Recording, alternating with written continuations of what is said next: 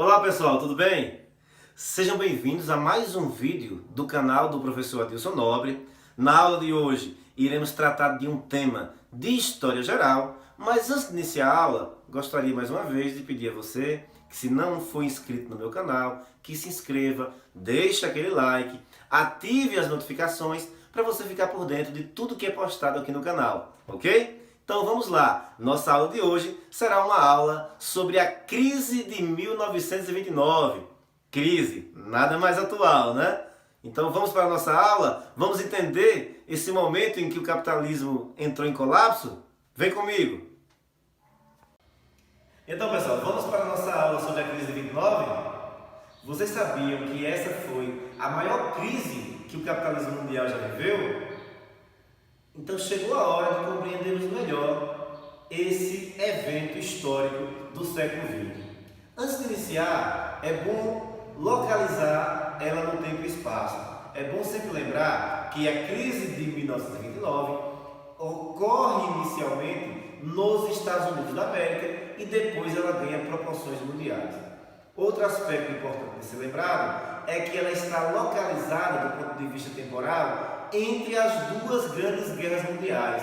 Por isso, é muito comum você ouvir o termo período entre guerras, quando vai se estudar a crise de 1929, porque é justamente nesse momento que ela ocorre. Sem mais delongas, vamos entender melhor esse tema? Esse tema é muito recorrente no Enem, então coloca um marcadorzinho importante nesse tema aí, que com certeza você vai precisar dele, ok? Vamos lá! Como todo tema histórico, ele não acontece de uma hora para outra, certo? Então, a crise de 1929, ela teve os seus antecedentes, e é justamente isso que nós começaremos a entender. Então, pessoal, vamos compreender os antecedentes da crise de 1929. É muito bom lembrar que no início do século XX tivemos a Primeira Grande Guerra Mundial.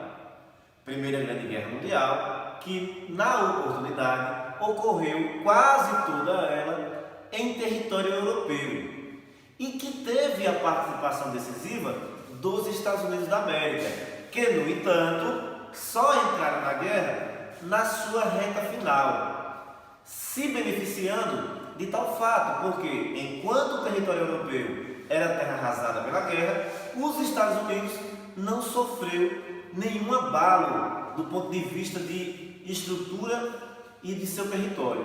Com isso, terminada a Primeira Grande Guerra Mundial, os Estados Unidos da América assumem o posto de grande potência econômica do mundo.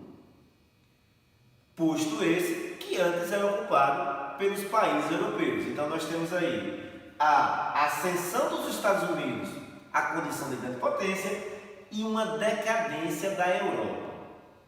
Essa relação vai fazer com que os Estados Unidos passem a ser grandes exportadores para o continente europeu. Isso, aliado ao momento econômico que os Estados Unidos vivia internamente, vai gerar uma grande euforia econômica nos Estados Unidos a partir da década de 1920.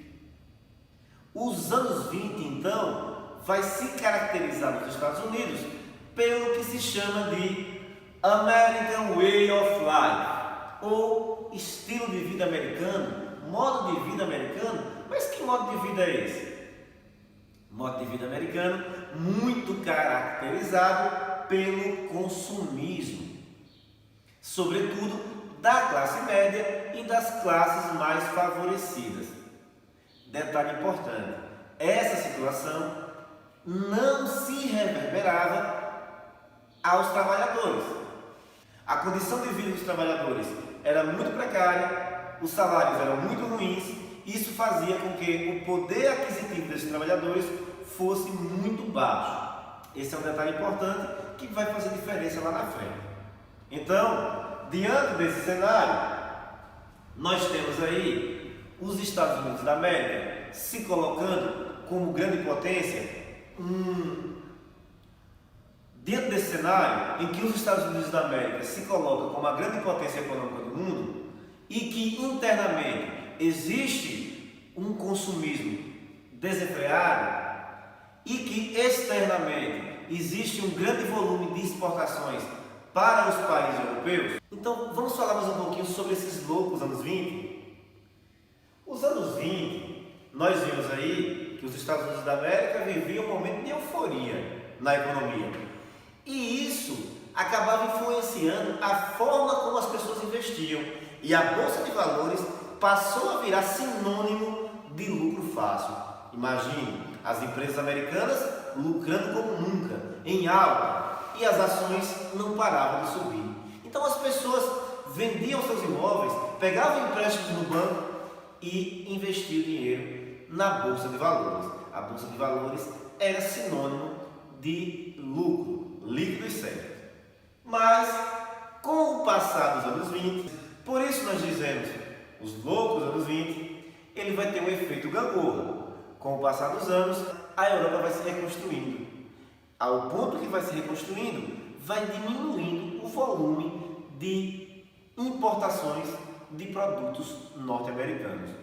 E isso vai influenciar na economia americana, que já não tendo tanta exportação para a Europa, vai precisar que o seu mercado interno absorva tudo que é produzido, coisa que não é possível.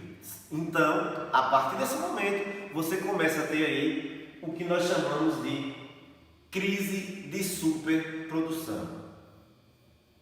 O que seria isso? Numa linguagem mais simples, seria dizer que uma crise de superprodução acontece quando se tem muito mais produtos à disposição do que pessoas com capacidade de comprar. Então, pensando que no capitalismo reina a lei de oferta e procura, se um produto tem muita procura e a oferta dele é pequena, o preço dele sobe, ele se valoriza. Mas o contrário, se houver uma demanda de oferta muito grande e pouca procura, esse preço despenca. E é um pouco disso que vai acontecer com a economia americana. Para pegar um exemplo atual, nesse momento que vivemos essa crise de pandemia, há uma procura enorme por álcool gel, por máscaras de proteção. No entanto, as indústrias, o mercado não estava preparado para essa procura. Então, o que foi que houve de início? Uma supervalorização do preço do álcool gel, além da escassez desse produto no mercado, chegando-se a formar filas de espera por esse produto.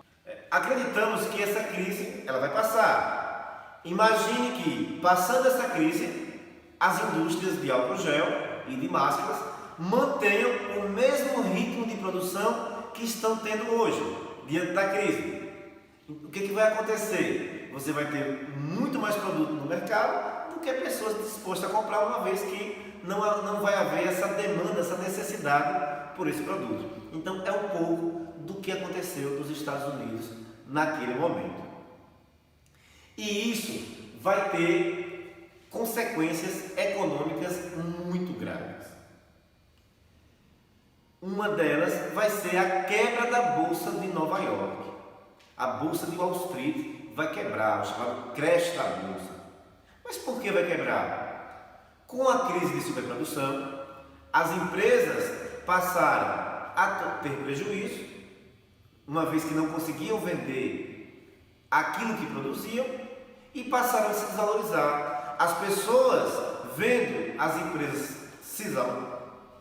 As pessoas, ao verem as empresas se desvalorizarem, passavam a querer vender as suas ações. No entanto, ninguém queria comprar ações que estavam em queda. Esse processo, então, vai fazer com que as ações despenquem, chegando ao ponto da quebra completa da Bolsa de Nova York. No dia 24 de outubro de 1929, uma quinta-feira, nós temos aí a quebra completa da Bolsa de Nova York, que vai provocar um efeito dominó. Vai fazer com que as outras economias, as outras bolsas de valores, mundo afora, acabem acompanhando esse processo de quebra. E aí podemos incluir nesses países o Brasil. E aí eu abro um parênteses aqui para pontuar a questão específica do Brasil. O Brasil naquele momento era um grande exportador de café. O café brasileiro vai sofrer as consequências da crise, gerando aí uma superprodução de café, que só vai ser resolvido mais tarde, no governo de Getúlio Vargas, quando ele vai comprar esse café dos produtores, estocar e queimar, justamente para diminuir a quantidade de café produzido e tentar normalizar o preço desse café, fazer com que ele se valorizasse novamente. Bom, aí vamos pensar o seguinte: a crise de 29 termina aí? Se resume a 29? Não. Aí é só a ponta do iceberg. Aí a economia americana vai mergulhar no que chamamos de a Grande Depressão, que vai se prolongar pelos anos 30.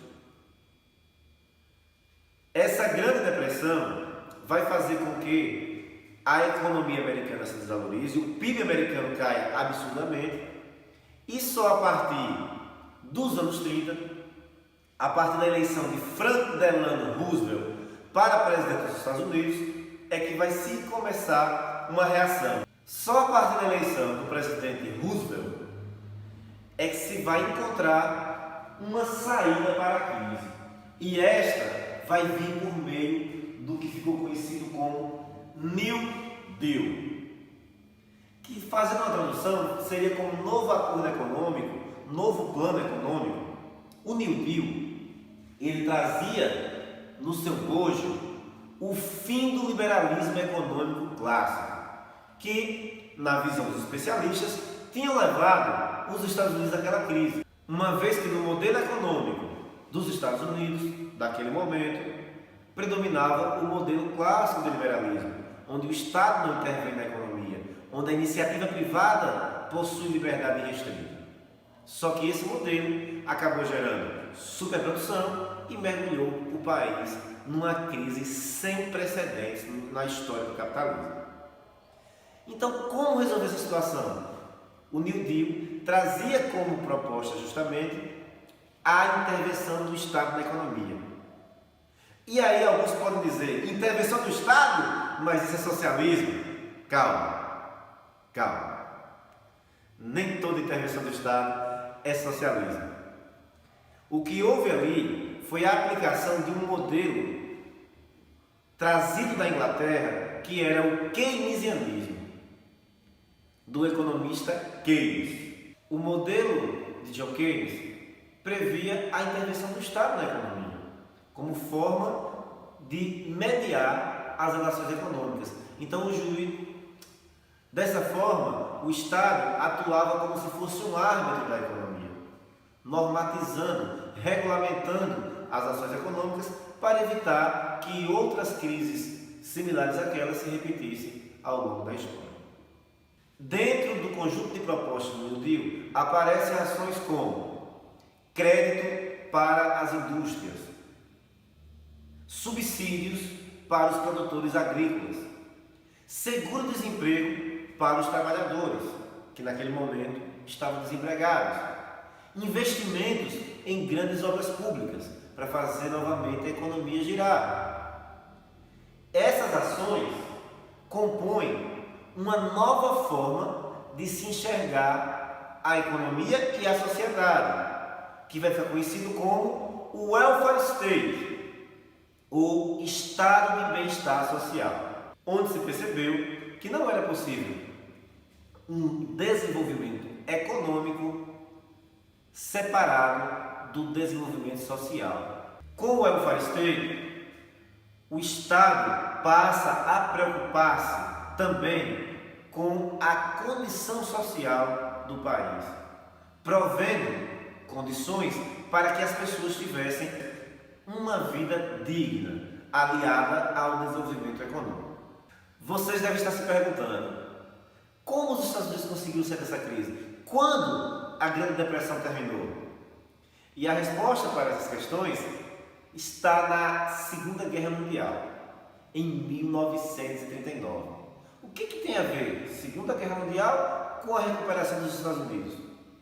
Essa relação ocorre porque o advento da Segunda Guerra Mundial faz a economia americana aquecer, faz a indústria bélica americana se movimentar, fazendo com que os números alcançados sejam próximos daqueles que os Estados Unidos tinham antes da crise se iniciar no ano de 1929.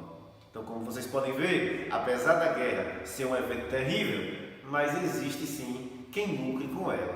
E nesse caso específico, os Estados Unidos é um grande exemplo disso. Para fechar essa aula de hoje, não poderíamos deixar de citar algumas curiosidades que estão no contexto da crise de 1929. Uma delas é a Lei Seca, que era uma lei que proibia o comércio e o consumo de bebidas alcoólicas nos Estados Unidos naquele período. A Lei Seca trouxe consequências para os Estados Unidos, que foi o surgimento de gangsters, que eram espécies de traficantes, que faziam o comércio ilegal das bebidas alcoólicas, até então proibidas. Dentre esses gangsters, vai se destacar a figura de Al Capone. Se vocês derem uma pesquisadinha aí, vão ver que Al Capone virou inclusive música de Raul Seixas.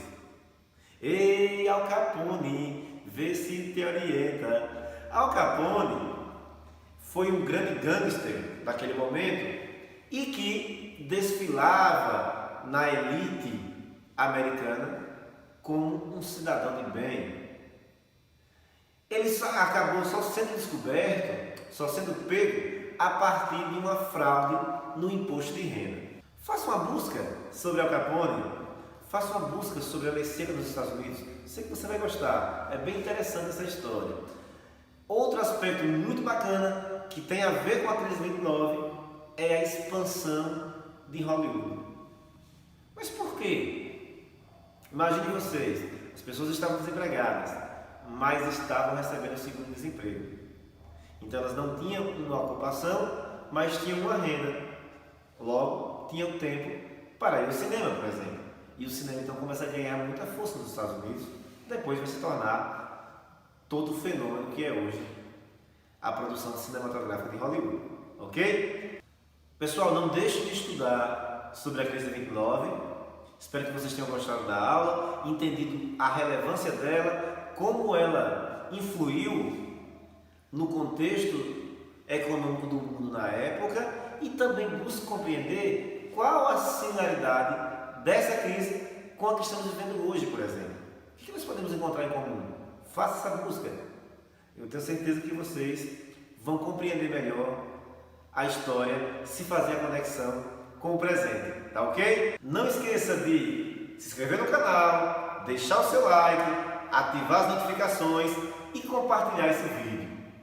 Até a próxima, um abraço a todos vocês.